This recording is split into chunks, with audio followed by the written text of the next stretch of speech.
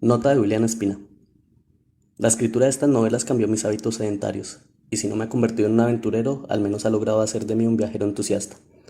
Algunos sitios quisieron ocupar su lugar en el relato, de modo que ciertos capítulos de Ursúa y del País de la Canela nacieron del contacto con la fortaleza de Oviedo en Santo Domingo, de algún viaje memorable desde Panamá hasta Nombre de Dios y Portobelo, de un viaje de muchas horas en chalupa por el río Magdalena desde Barrancabermeja hasta Mompox, de travesías por los bosques de palmeras del Tayrona, por Pamplona, el Cabo de la Vela, el Cañón del Cauca, el Faro del Catatumbo o San Sebastián de Mariquita. Hace ya 7 años, cuando presentaba Ursúa en Trujillo, en Perú, bastó que mencionara los nombres de Blas de Atienza y de su hija Inés para que los asistentes me dijeran que precisamente en el sitio donde hablábamos había estado el acueducto que hizo aquel hombre y que muy cerca de allí estaba la casa. Hay detalles como los lobos de la Catedral de Santo Domingo, los insectos del Istmo de Panamá, las paredes con dibujos de la Huasca del Sol, los estanques rectangulares de la ciudad de Chanchán, que no habrían aparecido en la novela si yo no los hubiera visto en algún viaje. Estas novelas sobre los primeros viajes de los europeos al Amazonas solo pretendían inicialmente ser un relato, pero la vida las fue ensanchando y llenando de cosas. Como lo he dicho en los libros anteriores, todos los hechos que se cuentan ocurrieron realmente, pero ¿acaso era lícito intentar descubrir cómo ocurrieron, tratar de hacer vívidos y a veces patéticos los datos de la historia? Cuando leí La admirable historia de la conquista del Perú de Prescott, me pareció una novela tan bella y tan deslumbrante que por un tiempo consideré vano volver a contar estos hechos. Si Prescott ya relató el viaje al País de la Canela, ¿voy a renunciar a mi novela?, me dije.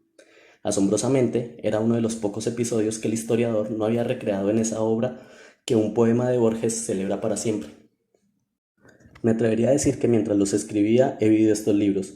Me veo recorriendo Cusco y Lima y repitiendo en autobús el camino de Orellana desde Quito hasta la confluencia del río Coca y del río Napo, y volando sobre Manaos, viendo el modo como se unen sin mezclarse el Amazonas y el río Negro, visitando el Tocuyo, donde termina esta historia, y tratando de imaginar la jaula donde exhibieron la cabeza de Lope de Aguirre. Algunos de los hechos narrados fueron revelaciones de esos viajes. Alguna información esencial no me llegó del libro sino de conversaciones casuales. Baste contar que navegando por el Amazonas, cerca de Manaos, vi una tarde una canoa de niños indios que llevaban animales, monos, guacamayas y una boa de gran tamaño.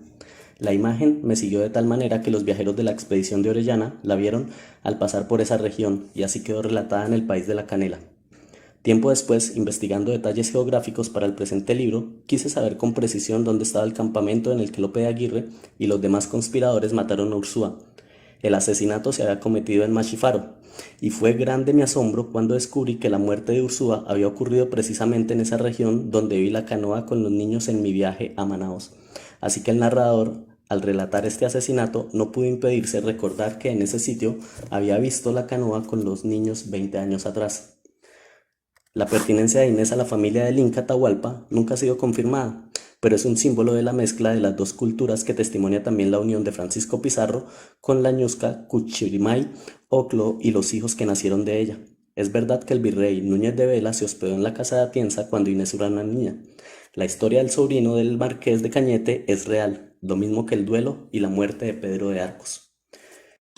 No hay pruebas de que Ursúa haya sido enviado por el virrey a presentar sus disculpas a la viuda, pero Ursúa era muy cercano a la casa virreinal y de alguna manera tuvieron que conocerse los amantes. El nombramiento inesperado del nuevo virrey es un hecho que cuentan todas las crónicas de la época, y la muerte insólita de Diego de Acevedo ocurrió en realidad, aunque las circunstancias de esa muerte a orillas del Guadalquivir son una licencia del narrador.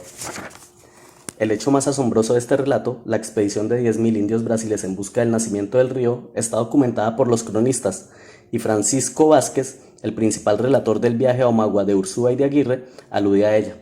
Es un hecho cierto pero nunca suficientemente explicado, y la del narrador es una de las muchas explicaciones posibles. La campaña infernal de Aguirre ha sido contada muchas veces en el pasado y lo será en el futuro, pero no es parte fundamental de este relato.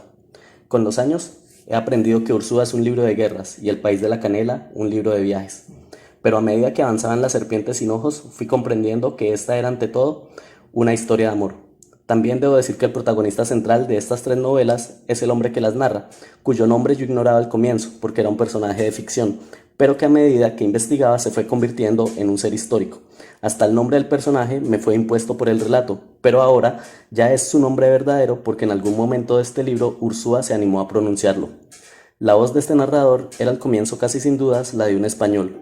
después, con harta incertidumbre, la de un mestizo, y al final intentó en vano hablar como un nativo de este continente, pero se encontró más bien asediado por un rumor de voces desconocidas que no siempre era capaz de entender. Tal vez Juan de Castellanos tenía razón y los hechos de aquellos tiempos no podían ser un cuento si a la vez no eran un canto. Frases sueltas como las que pronuncia un hombre ebrio o sonámbulo cruzan a veces como ráfagas y son todo lo que el narrador puede rescatar de las voces del camino, de su descenso por el río bajo el poder de la codicia o de las furias y de su extravío en el corazón de la selva. Los lectores curiosos podrán encontrar la fuente de estas novelas al final del primer volumen de las Elegías de Varones Ilustres de las Indias de Juan de Castellanos.